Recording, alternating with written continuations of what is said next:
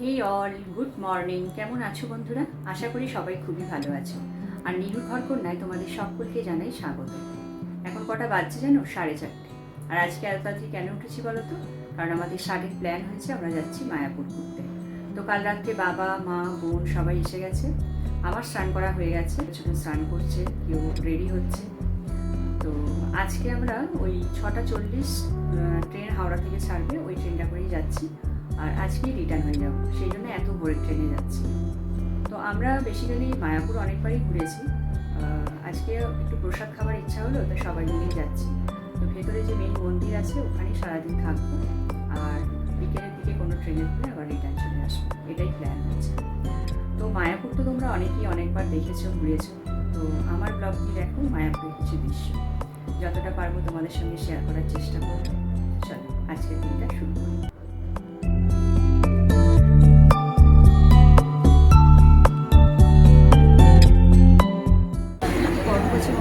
আমরা ট্রেনে উঠে গেছি, আমরা ব্যান্ডেলে নামবো, ওখান থেকে আবার কাটবো। তো চলো যাওয়া যাক।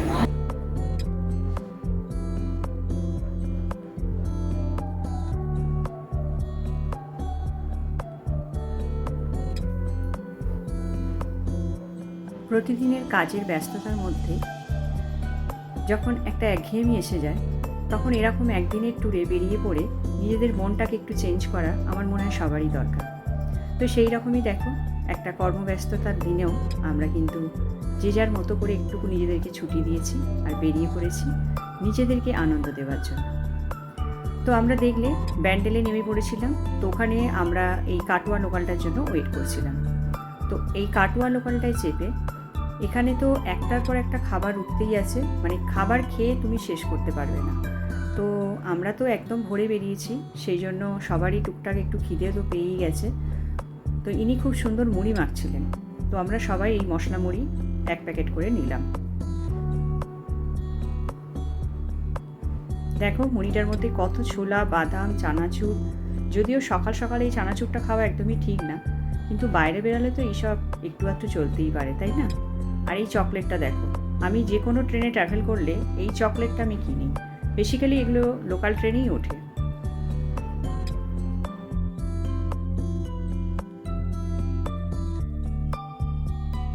আর দেখো একটার পর একটা হকার দাদারা উঠতেই আছে, মানে নিত্য নতুন জিনিস নিয়ে চলে আসে আমাদের প্রয়োজনীয় যা যা দরকার সব মেটাতে। তো আমরা নবদ্বীপ স্টেশনে নেমে গেছি, আর এখান থেকে একটা টোটো নিয়ে যাচ্ছি এখন লঞ্চ ঘাটে, মানে নবদ্বীপের লঞ্চ ঘাটে।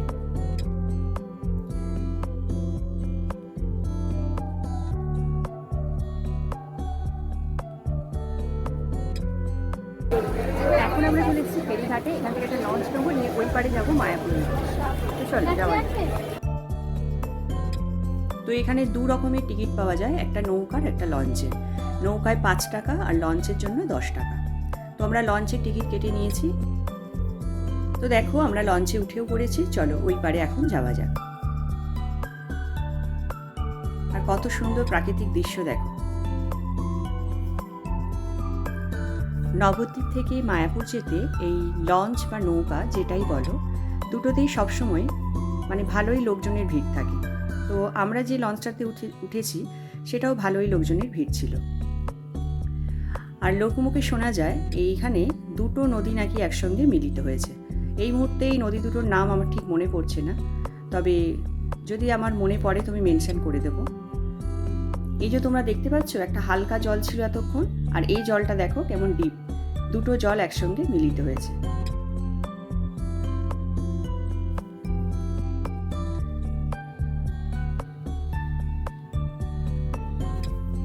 জলটা দেখলে তোমরা নিশ্চয়ই পার্থক্যটা বুঝতে পারবে।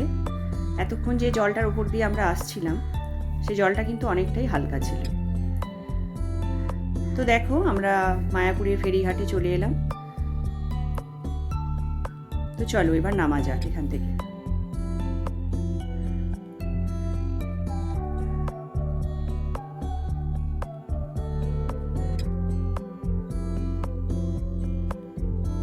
আর এই মায়াপুর ফেরিঘাটে নেমে এখানে গেটের মুখে কিন্তু টিকিট চেক করা হয়। তো আমাদের দেখো খুব তেষ্টা পেয়ে গেছিলো, তাই সবার জন্য এই ছোট্ট ছোট্ট মাজার প্যাকেটগুলো কিনে নিয়েছি। তো চলো, এখান থেকে তোমরা টোটো বাস দুটোই পেয়ে যাবে। আমরা টোটো করে মেন মন্দিরের উদ্দেশ্যে রওনা দিলাম।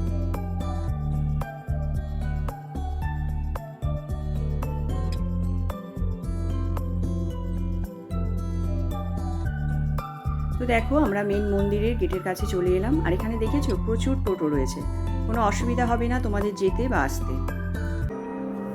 তো চলো এবার মেন মন্দিরে ঢোকা যাক।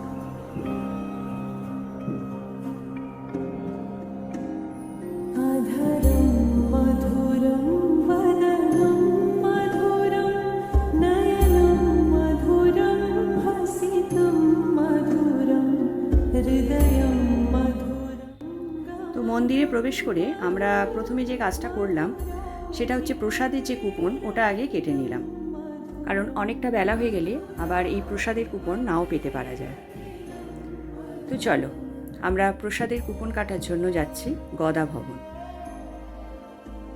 তো এখানে 50 টাকা, 80 টাকা আর 150 টাকা এই তিনটে রেঞ্জের প্রসাদের যে কুপন হয় ওটা পাওয়া যাচ্ছিল। তো আমাদের 150 টাকার যেটা প্রসাদের থালি ওটা খাবার ইচ্ছা ছিল, কিন্তু ওটা তখন অ্যাভেলেবেল ছিল না। তো সেই জন্য আমরা 80 টাকার যে কুপনটা ওটা নিয়েছিলাম। এই দেখো, এটা হচ্ছে টিকিট।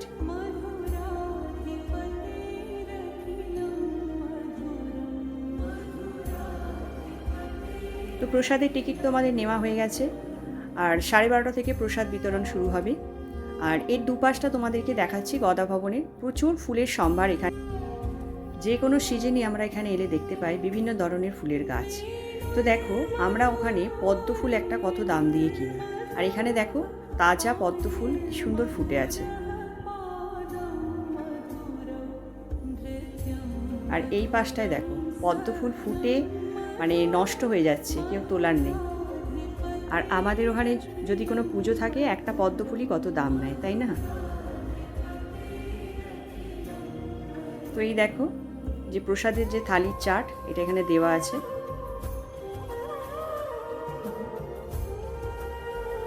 তো এখন বাজছে 1টা। তো আমরা দেখো প্রসাদ নেওয়ার জন্য লাইনে দাঁড়িয়ে পড়েছি। আর এখানে এইভাবে প্লেট নিয়ে বাফেট সিস্টেমে প্রসাদ বিতরণ করা হয়।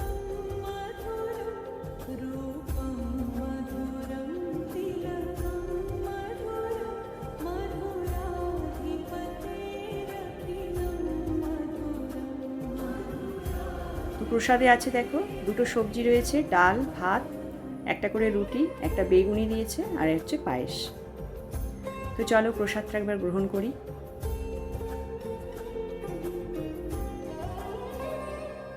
প্রসাদ খাবার পর যেহেতু আমরা আজকে থাকবো না, তো সেই জন্য সাইডে আমাদের কিছু টুকটাক মানে প্রসাদ নেবার ছিল, কেনাকাটি করার ছিল।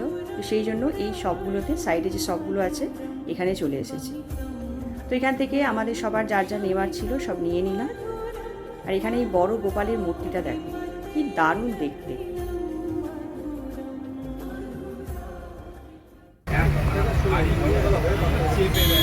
দেখো আমরা এখন বারাসাত চলে গেছি, আর আমার অবস্থা একটু চন্দ্র দেখেছো, মানে বাসের মধ্যে আসছি না, পুরো সঙ্গে একদম উড়ে চাঁদ হয়ে গেছে। আর ভালো লাগছে না, অনেকক্ষণ বাসে উঠেছি। তো এই দেখো আমরা এখন বারাসাত চলে গেছি, আর হয়তো 1 ঘন্টা লাগে। তো আসার সময় আমরা ডিসাইড করলাম যে ইস্কনের ভেতর থেকে বাস পাওয়া যখন যাচ্ছে, তো ওখান থেকে আমরা কলকাতার উদ্দেশ্যে একটা বাসে উঠে পড়লাম। তো বাসে বেশ খানিকটা টাইম তো লেগেই গেল, মোটামুটি 4 ঘন্টার কাছাকাছি। আর তোমাদের মন্দিরের যে মেন মন্দির আছে সেখানে তো জানো ক্যামেরা, ফোন এসব কিছুই অ্যালাউ নেই, সেই জন্য ওই ভেতরের কোনো ভিডিও আমি তোমাদের সঙ্গে শেয়ার করতে পারিনি। ওটা স্পেশাল পারমিশন করাতে হয়। আমার মেয়ের জন্য আমি একটা টাইমে করেছিলাম পারমিশনটা পেয়েও গেছিলাম, তখন আমি ভেতরের সমস্ত ভিডিও করেছিলাম। তো বন্ধুরা, আমি যতটা পেরেছি, আমার জন্য যতটা পসিবল হয়েছে, আমি তোমাদের সঙ্গে এই সুন্দর ব্লগটা শেয়ার করার চেষ্টা করলাম। আর একটা সুন্দর দিনও কাটালাম, সকাল থেকে এখন বাজছে রাত 7:30। তো চলো এবার বাড়ি ফেরা যাক, আমরা বাড়ির খুব কাছাকাছি চলে এসেছি। তো বাড়ি ফিরে আবার বাকি কথা হচ্ছে।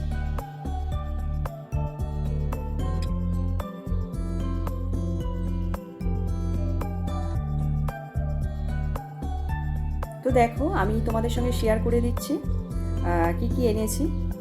এখান থেকে এই যে দেখলে একটা রাধা মাধবের মূর্তি নয়, রাধা মাধবের ফটো এনেছি, আর একটা হানির বোতল, আর এগুলো সব ঘি, আর এইগুলো হচ্ছে আমার বাড়ির গপু, তারপর আমার মায়ের গপু, বোনের গপু, সবার জন্য একটা করে এরকম ছোট্ট ছোট্ট পাথরের কাজ করা নেকলেস নিয়েছি। আর এখানে আছে প্রসাদ। তো বন্ধুরা, আজকে সারাদিনের এই ব্লগটা তোমাদের কেমন লাগলো অবশ্যই আমাকে কমেন্ট করে জানিও। আর ব্লগটা যদি ভালো লাগে একটা লাইক অবশ্যই করো, আর চ্যানেলটা সাবস্ক্রাইব করতে একদম ভুলো না। দেখা হচ্ছে তাহলে আবার নেক্সট ভিডিওতে। বাই।